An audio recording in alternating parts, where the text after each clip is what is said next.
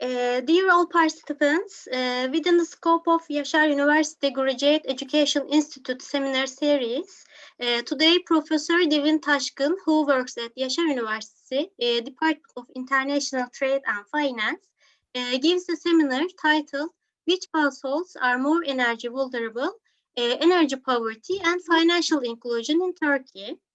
Dilvin Taşkın is a professor of finance at Yaşar University, Turkey. She has received her PhD in 2011 in 9 Eylül University. Her research interests include behavioral finance, energy economics, sustainability, financial intermediaries, and corporate governance. She is a scientific member of various organizations and serves as the manager of Financial Economics Association, which has around 50,000 members all around the world. She has several publications in national and international journals. Now I give the floor to the Professor Dilvin Taşkın. Thank you so much, Melis. Thank you. Hello, everyone. So let me share my screen first of all. Today I'm going to present you a paper which is about energy poverty and financial impact of financial inclusion on energy poverty. So I hope you enjoy this. So this is a 3 co-authored paper. So 2 of my colleagues are not from Yaşar University, but I think this is a very interesting paper in the way that it's also in the scope of United Nations sustainability goals. So let me go over it. So energy poverty is a long debated concept.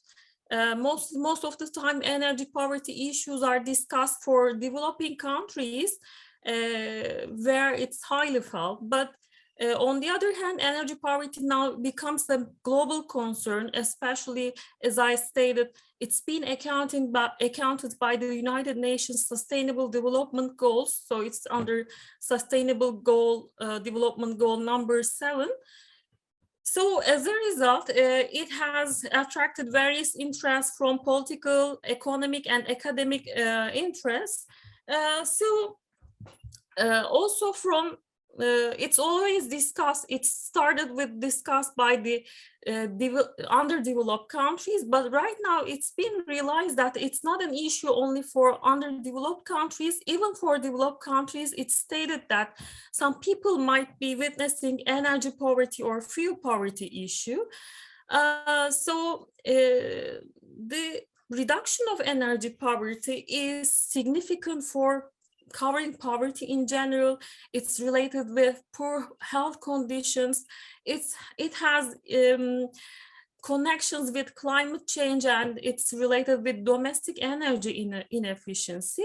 So analysis of energy poverty is very significant to energy efficiency and to elevate poverty overall.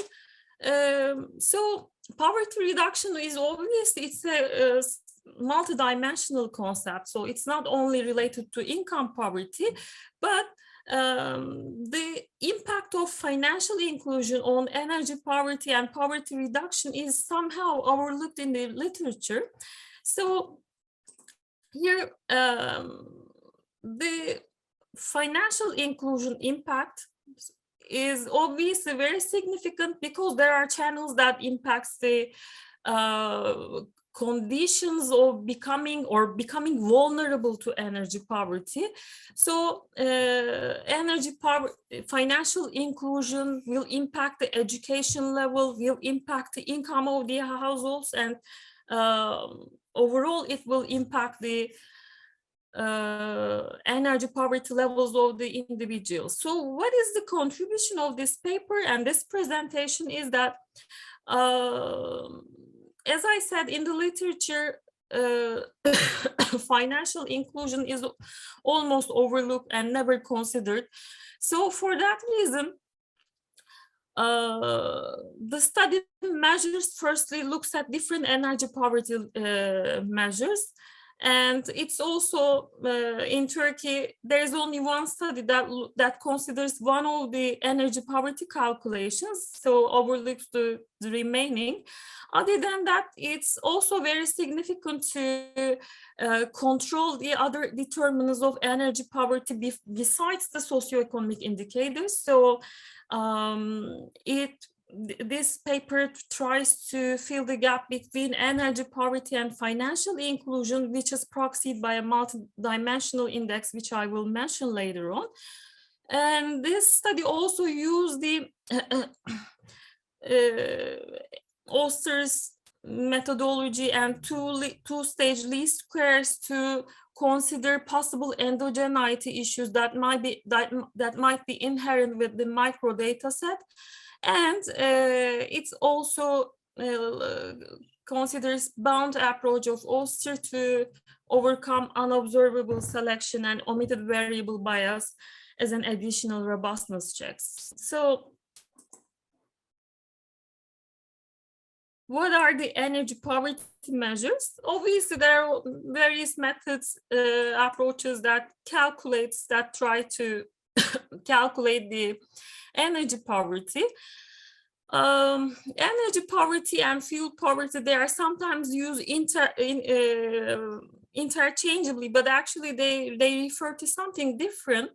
Energy poverty is related with this scarce access to energy suppliers, especially in developing and underdeveloped countries. So these issues are involved with the concerns of economic infrastructure, social equity, education, and health. On the other hand, when we mention about fuel poverty, it occurs when a specific household suffers from insufficient monetary resources to pay their basic energy needs. But still, these two terms are often used interchangeably, but obviously the geographic region and the development of the country will impact the way you use energy poverty, and fuel poverty will have a different meaning. So for some, energy poverty or fuel poverty might be related with the inability to keep homes adequately warm or adequately cool, and without delaying the payment of utility bills. So energy poverty, affordability issues are the main reason, main underlying reason in the developed countries, while energy poverty is related with the accessibility to the energy sources. So for that reason, in the recent years, we witnessed that even in developed countries, there are studies that are focusing on the energy poverty calculations, especially in Anglo-Saxon countries. We witnessed that despite the economic development, still a huge portion of the population might be subject to energy poverty or fuel poverty, we may say. Sometimes surveys are undertaken to understand if people are witnessing energy poverty by asking them, are you keeping the house comfortable in terms of temperature? So, and are you still having enough resources, enough cash to pay your or fulfill your human needs, let's say. So for that reason, energy poverty calculation and consideration is highly significant.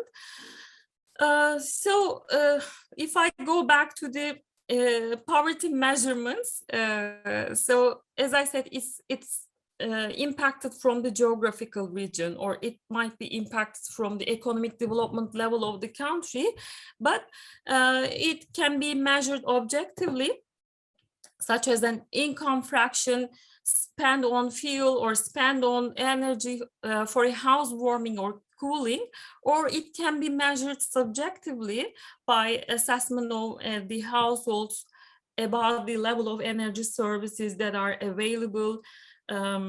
So how they feel warm at home. Maybe some of you might remember there was a project by the energy department in Yaşar University. In our classrooms, we had indicators that measure the weather temperature in the classrooms, and students were later on interviewed to understand how did you feel at the class, did you feel warm, did you feel cool, etc., what you were wearing at the same time. So obviously these subjective methods are, as the name implies, not very reliable, but objective measures are more trustable. So they can be based on 3 different measurements. One is expenditure-based approach.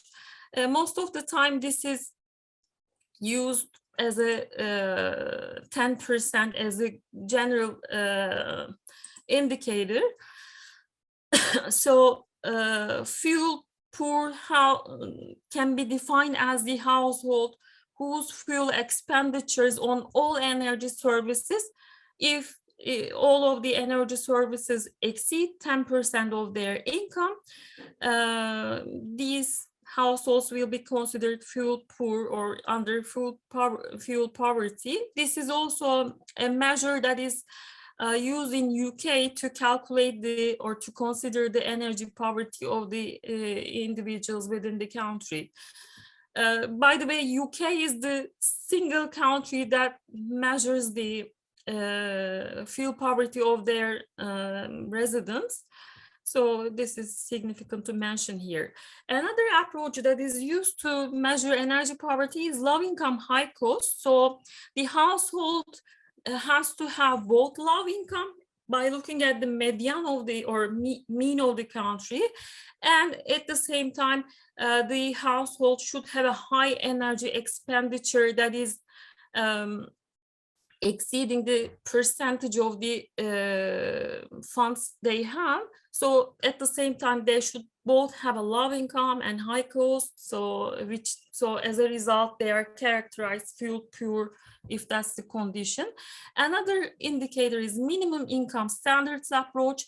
So minimum income required by different household types to have the opportunities and choices necessary to participate in the society. So obviously, as I said, if there are any data available, most countries might be using different indicators, but not all countries like UK measure those fuel poverty or energy poverty as frequently as UK. So let me continue. So this paper is on Turkey. So Turkey is actually a interesting study, interesting context to study the energy poverty. Why? We have seen that recently we have a huge reliance on natural gas, and also as a surge in the economy, as a rise in the economic activity of Turkey, there is increased demand for oil and there is increased gas imports.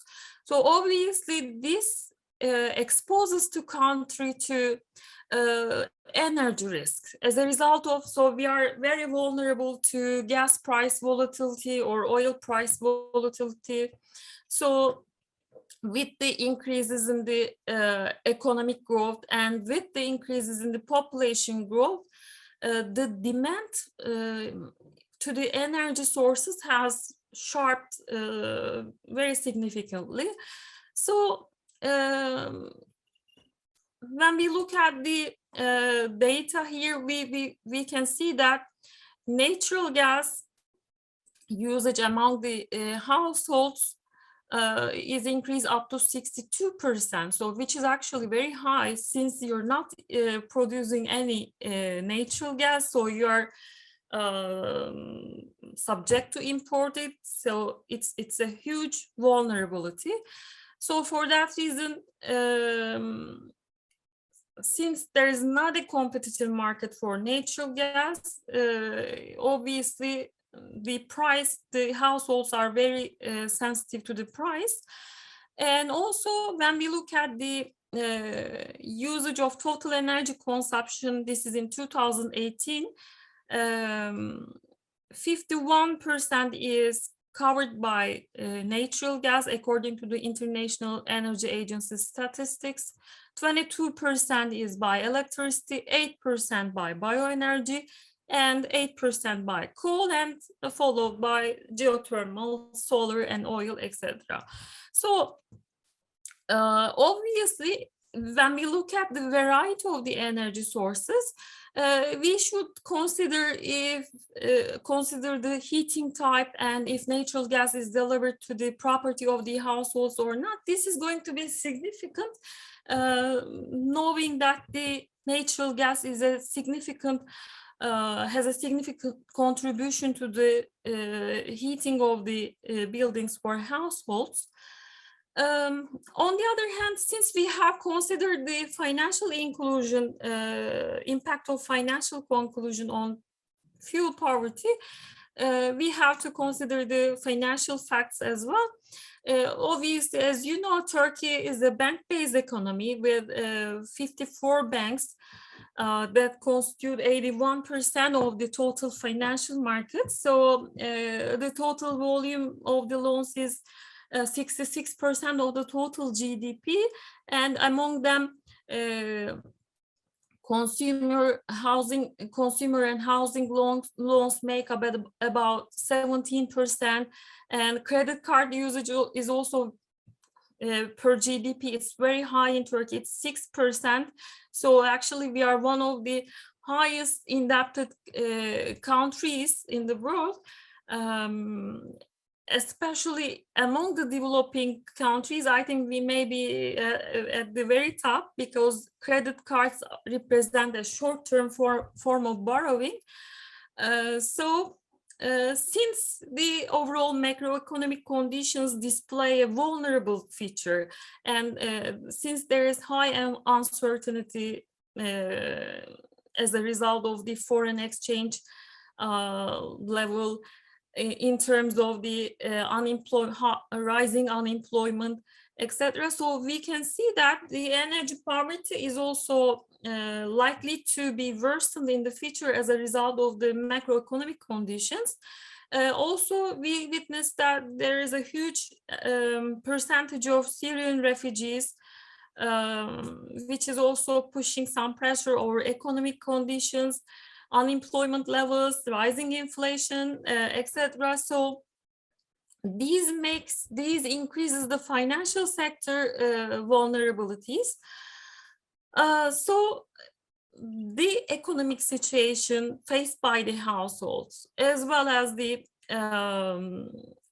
energy prices overall in the world, is increased very significantly. So there are very challenges to stay at a level that is beyond economic poverty. Energy poverty is something that has to be questioned. So for that reason, the paper is in Turkey. So what about the relationship between financial inclusion and energy poverty?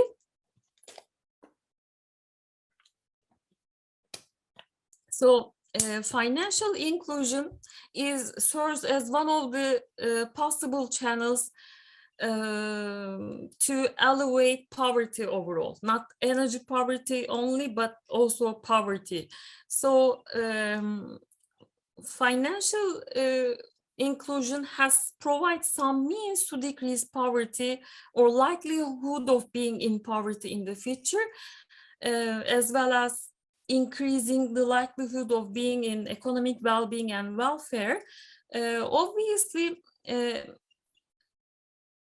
the link between financial inclusion and energy poverty will be through the provision of educational services to the people who has more access to financial inclusion. Various literature has noted that higher financial inclusion is significantly associated with higher education levels. Obviously, there are some endogeneity issues as well, but even if you control for the endogeneity in those papers, you witness that financial poverty has significant improvements on education. If you get education, it's likely that you get a higher paid job, etc. So which will in turn lead to lower energy poverty levels. On the other hand, also from the macro perspective, financial development and energy poverty is also investigated in the literature. Financial development is a means to control energy efficiency, income, and energy prices. So if those are under control, it will also reduce energy poverty. So as a result, theoretically, it's obvious that financial inclusion will act as a channel of fund transfer and financial services, which will also impact energy poverty through energy and electricity consumption and production. So good financial inclusion levels will raise the necessary funds for energy transition, and also it will increase the efficiency through provision of greener technologies, provision of, let's say, more efficient technologies in terms of energy efficiency, obviously. So therefore, in our paper, we also assume that financial inclusion will reduce energy poverty through the improved educational expenditures and health outcomes. So if financial inclusion is provided, energy poverty will be lessened, which will impact the health, which will also improve the income of the households, etc. So household financial improvements is also shown to reduce costs and enhance sustainable consumption and production, depending on the financial inclusion level, which will also increase the access to clean and modern energy services. So let me cut it here. The data in this paper, following the literature, as I said, we have considered 3 types of energy poverty measures.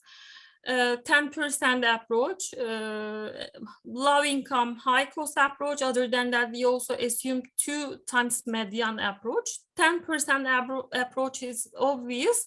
If a household has spent more than 10% of the income to energy sources, they are considered energy poor. The second measure we have used in this paper is 2 times median approach. So this suggests that households will be energy poor if their share of income, which is spent on energy sources or services, is larger than twice the national median. They are considered energy poor. And last measure of energy poverty is low income, high cost, which I mentioned previously, measure that considers the low income class of households and high cost of energy. So a household will be considered energy poor if they have energy costs above the median level and their household equalized income after energy expenses is less than the reported poverty line. So other than that, we have used financial inclusion as a proxy. So financial inclusion measure was consisting of 4 dimensions, which are equally weighted, which is about the saving behavior of households, ownership of insurance, usage of credit cards, and online shopping, which was also adopted in the literature. So we basically follow the literature here. So we have assigned an equal weight to each of these dimensions. And then we calculated financialization or financial inclusion scores for each respondent. So the data is a micro data, which is in 2018 household budget and consumption survey by Turkish Statistical Institute. So you can see the descriptive statistics here.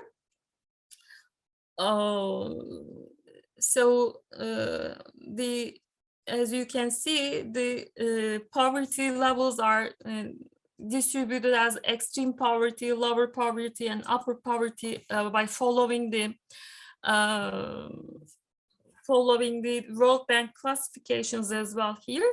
So the total sample is consisting of 11,595 households. So you can see that we consider the gender of the household, age, education level. So if he has a bachelor's degree or not, etc. So each one is scaled. Other than that, marital status, household size, so including the number of adults living in the house and children living in the same property, employment status of the respondent. Other than that, the survey considers the property or house characteristics. If the respondent is the owner, what is the average size of the room, age of the property, etc., and the type of heating and usage of natural gas. So when we look at the sample here, we can see that most of the sample is consisting of males, and the average age of the respondents is 50 years old, so kind of a representative of the overall population, kind of. More than 80% of the respondents are married, and most have less than a bachelor's diploma. So average property has 3.5 persons living on it, and 66% was employed at the time of the survey. And the average size of the room is 31 meters squares, and on average the properties are quite recent with an average of 5.7 years. 10% of the respondents stated that the property is heated through a central heating system. 44% declared that natural gas is delivered to the property. So around 1,229 households require heating inside their properties. These are the general descriptive statistics of the data. So when we calculated the energy poverty measures, so as you can see, all the measures provide different results. So obviously, considering when we look at the different measures, the 2 times the median approach shows that 18% of the households are in energy poverty. Under the 10% approach, 17% are in energy poverty, and under low income, high cost approach, only 7% of the Turkish households are considered in energy poverty. So commonly between the low income, high cost, and the 2 other measures, we can only consider 6% of the population as being energy poor, etc. So the 3 different measurements imply different results. So obviously the methodologies, the measures significantly show different approaches, different types of energy poverty. So as a methodology in this paper, firstly, we have done ordinary least squares and logic models to understand the likelihood of being energy poor or not. Obviously, the dependent variable here is being energy poor, so the probability of being subject to energy poverty is investigated using firstly logic models. Later on, following these baseline estimations, we have continued with 2-stage least squares to test the robustness of the previous estimates. So in the 2-stage least squares, we have instrumented financial inclusion to act as a control for the potential reverse causality between financial inclusion and energy poverty.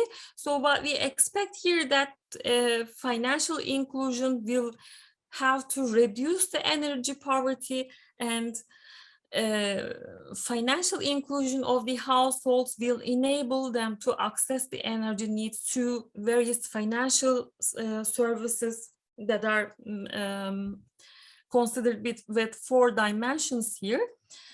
So as you can see, these are the Logit and OLS estimations. Both the OLS and the financial inclusion suggest that Logit suggests that financial inclusion decreases to be subject to energy poverty, so which is an expected finding, but which is also very significant. So also in this sense, we can assume that financial inclusion facilitates households to enlarge their investments and maintain their consumption levels, and energy poverty is diminished through financial inclusion by using the services offered by financial intermediaries. So if we look at the findings, we can also see another significant and prominent outcome is that impact of financial inclusion on energy poverty turns out to be stronger than any other demographic or property characteristics. So obviously financial inclusion elevates or diminishes energy poverty.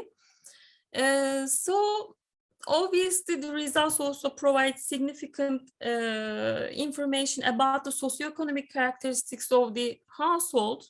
Age has a significant coefficient suggesting less vulnerable to energy poverty. Age of the house, by the way, also age of the respondent. So other than that, education. So the results show that higher educated households are less subject to energy poorness. So higher education level might be associated with increased awareness related to housing insulation and energy efficiency. And also it's also associated being higher paid. So it turned out to be significant. The coefficient of married households being subject to energy poverty is 0.373. So a higher energy poorness is obviously stated for married households. So actually this is contradictory to many of the reported findings in the literature. So this is due to the fact that in Turkey, as you may assume, most of the time the breadwinner is the man of the house, but most of the time women in the house may not be working. So if both partners have active working lives, we can assume that a lower energy poverty can be expected. But especially in rural areas in Turkey, the wives run the house errands, etc., but the husband provides the income of the family, so the per capita earnings might decline if there is any kind of a marriage, so which might increase to being subject to energy poorness. Employment is also a significant factor, etc. So I'm considering that. Hocam hala zamanım var mı? Maybe I have talked a lot. So let me skip. Hocam, you can adjust your time, take your time. So okay, great. So I hope everyone is still there. Other than that, housing characteristics, property characteristics is obviously very significant. So house owners have lower risks of being energy poor, as you can see. So the ownership of a house leaves the household with a more ample amount of income left. So they don't have to pay rent, so residual income arises. So as a result, also, if you're the owner of the home, you might be more willing to improve the quality of the home in terms of isolation, in terms of, let's say, improving the conditions of the house. So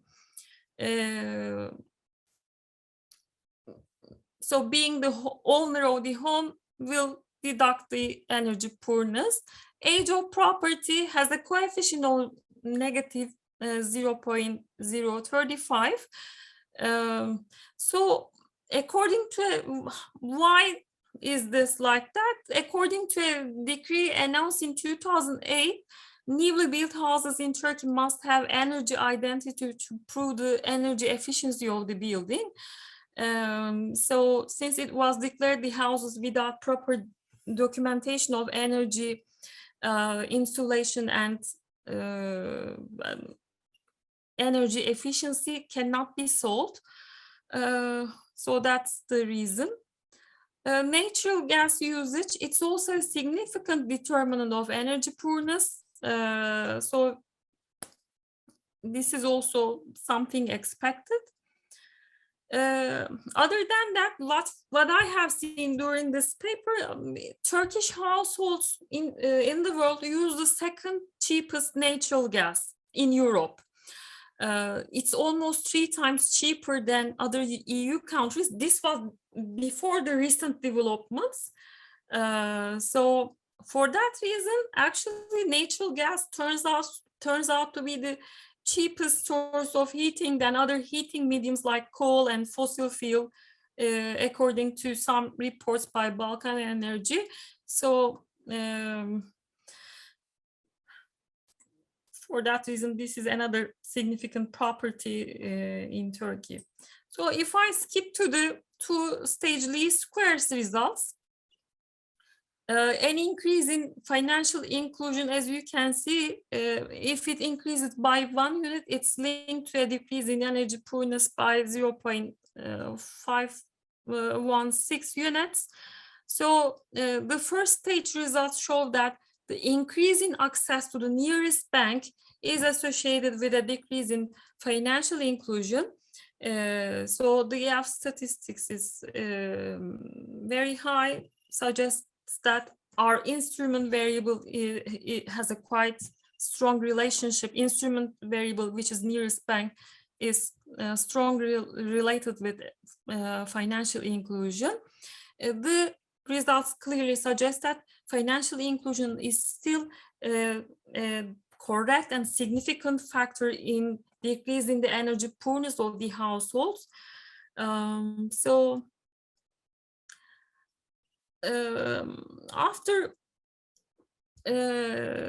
with the two-stage least squares, we have seen that after considering the endogeneity issues, still financial impact inclusion turns out to be a significant estimator.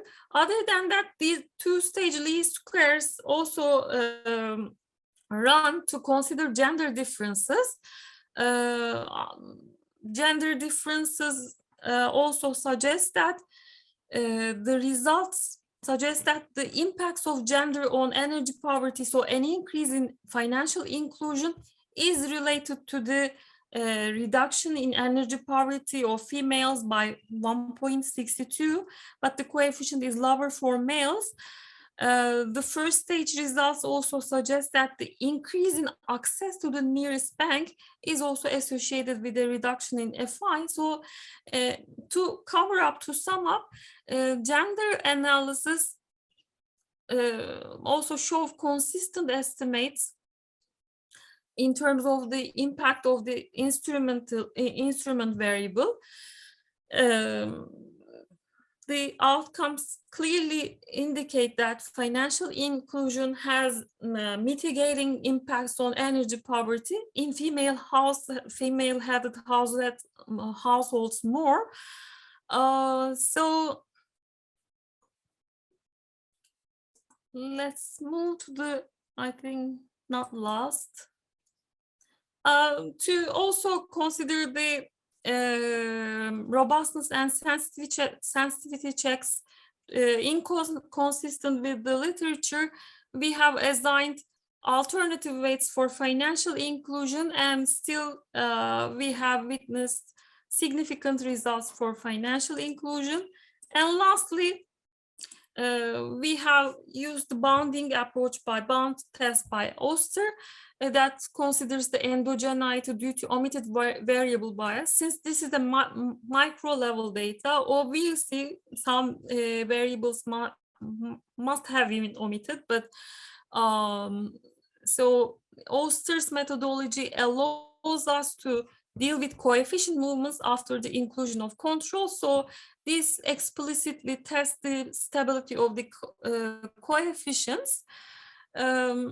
So here, the identified bounds for the full sample, female and male, do not include a zero value, which suggests that the estimation results that I have presented to you are robust to the unobservable selection and omitted variable bias.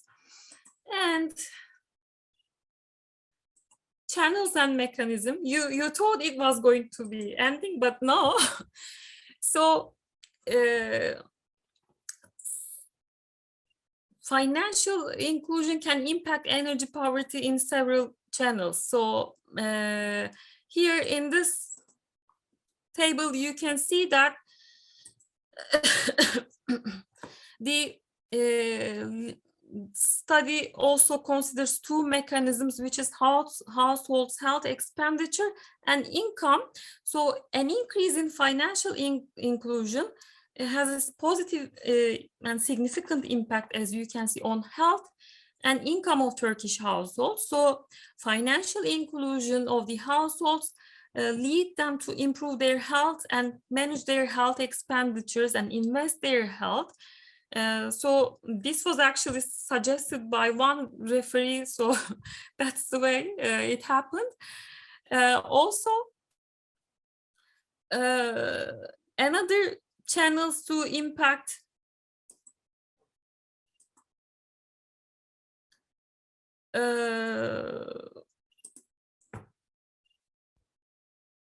energy poverty by financial inclusion is that financial inclusion is expected to lower the coefficients of the household characteristics and property characteristics after inclusion into this equation. So we can also suggest that health and income are significant factors to diminish the energy poverty of the household. So overall, we can conclude and confirm that health and income has significant impacts on reduction of energy poverty, which is channeled through financial inclusion. So last, now you can be happy. I'm about to conclude right now. So what we have seen, or I may skip to the policy implications. Firstly, obviously, it's very significant for countries to have a proper indicator to track the energy poverty of their residents. So among the, we have investigated 3 different measures. Low income, high cost is considered as a significant measure of energy poverty, but to track the evolution of energy poverty, a collection of micro level data is a little bit not very easy. So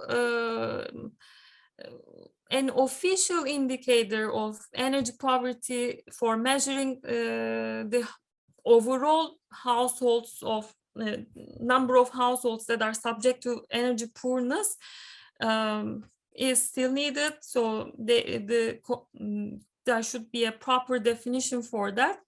So obviously it's a necessity to understand the energy poorness levels, and it has to be measured. Other than that, which is actually the contribution of the paper, actually, financial inclusion of the household significantly decreases the energy poorness. Which suggests that the authorities should promote the households to access financial services, should direct the households for savings, using of insurance, financial services. So financial inclusion is obviously significant to decrease energy poverty through the channels of household and property characteristics. Also, we have also witnessed through the analysis that property characteristics is very important to elevate or to fight with energy poverty.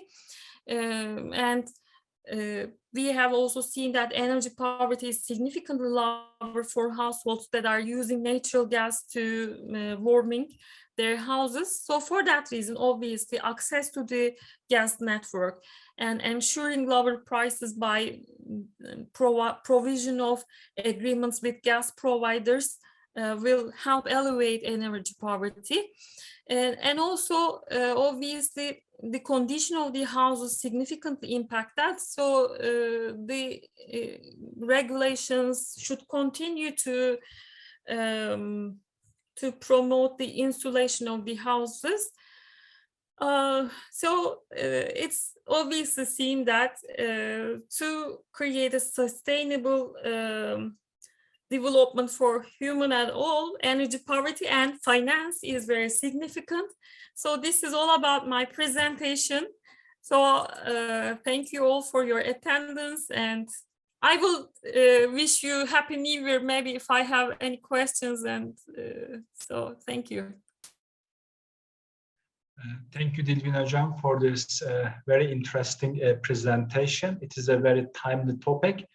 And even this topic can be a hotter topic in the forthcoming days, given the extreme exchange rate volatility nowadays, and given that Turkey is dependent on other countries for its energy use.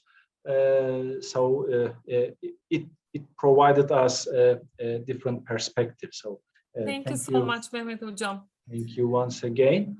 So I will have a couple of questions, but I will keep my questions to the end. And I now would like to ask the audience whether they have any questions, suggestions, comments, or anything.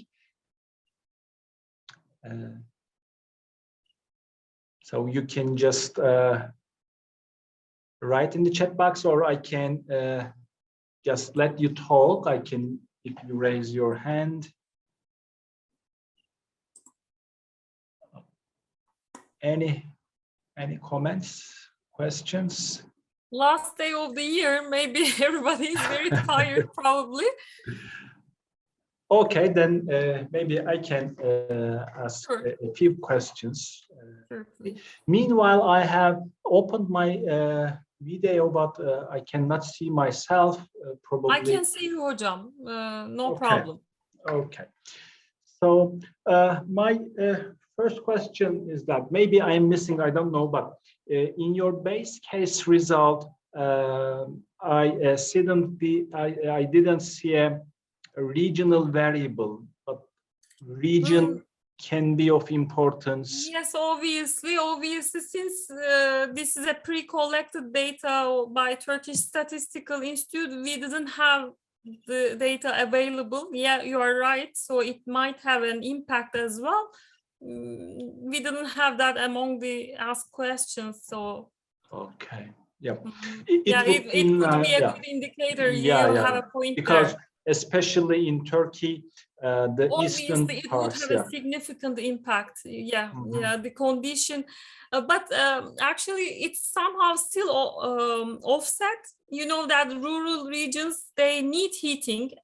Obviously in winter they have harsher winter conditions, but in the western regions, since people are more let's say sensitive to the heat, so they still use energy to cool their buildings right now. So I assume they may be offset, but obviously not the case. If we had the regional variable, it would make a difference, but unfortunately. Okay. And in your two-stage least square regressions, Yes, thank you. So your instrumental variable is access to the nearest bank, right? So what do you mean by that, access to the nearest bank? So this is measured by the distance. Physical distance? Actually, let me find the data. It's been a while since I have worked on this paper. So you mean physical distance, is that physical correct? distance, yes. So, or the households in the questions, I think there was a question if, let's say, there was a close by bank branch to the respondent, it was asked. So I think it was something related with that, but it shows the distance to the nearest bank actually. Okay, but then I have a question in my mind. What if the respondent is using internet banking and physical distance? So the financial inclusion measure has four dimensions. One is if he or she has savings, the other one is insurance, third one is credit card, and fourth one was related with online shopping. Have you ever shopped online? So obviously in the literature it's also followed the same way. If somehow the respondent has online shopping preferences, obviously they have online banking activities as well. So obviously we are bounded by the questionnaire, so online shopping is somehow considered in the financial inclusion measure. So yes, obviously we don't have a direct online banking usage data, but online shopping data was proxied for that. Okay, okay, and what are your impressions about the future work related with this, or the follow-up work related with this issue? So are there any new questions that are triggered in this study for future Yeah, actually, research? this is the first time I'm working on a micro level data. I actually enjoyed it. Maybe maybe you have noticed. I really like the data, working with this type of data. Many questions comes to mind, but what is limiting us is the availability of the data, which is very bounding. In the future, actually, as you may suggest, the regional differences or the adoption of internet banking. So in financial inclusion papers, they also consider internet banking activities, etc. But obviously, the paper can be expanded if we can perform such kind of surveys. Other than that, we had a follow-up paper which considered poverty and financial inclusion level. So actually, well, right now I don't have any follow-up research questions, but maybe if you have any suggestions, why not in the future? In fact, I have one idea that is driven after this presentation. Of course, I do not know whether the data is available at the cross-country level, but your financial inclusion variable reminded me about the financial development variable for countries. So if there is data, if there is some survey data for other countries at the same year or at comparable periods, then this study can be extended to the macro level by using financial development measure at the country level, and a similar type of research question can be handled at the country level. You have a very good point. Yes, if the data is available, it can be performed. You have a very good point there. Actually, when we consider the financial inclusion measures, we also consider financial development, especially by Demir Güçkund. She works on it very much. She has many papers. They rank the countries according to the financial development and financial inclusion levels. Actually, because of credit card usage, Turkey is is about the top of the list, in many of the considerations. Yes, it would be a very interesting study. I may check on it later on, so thank you. Okay, so we are ending this year with an interesting departmental seminar presentation.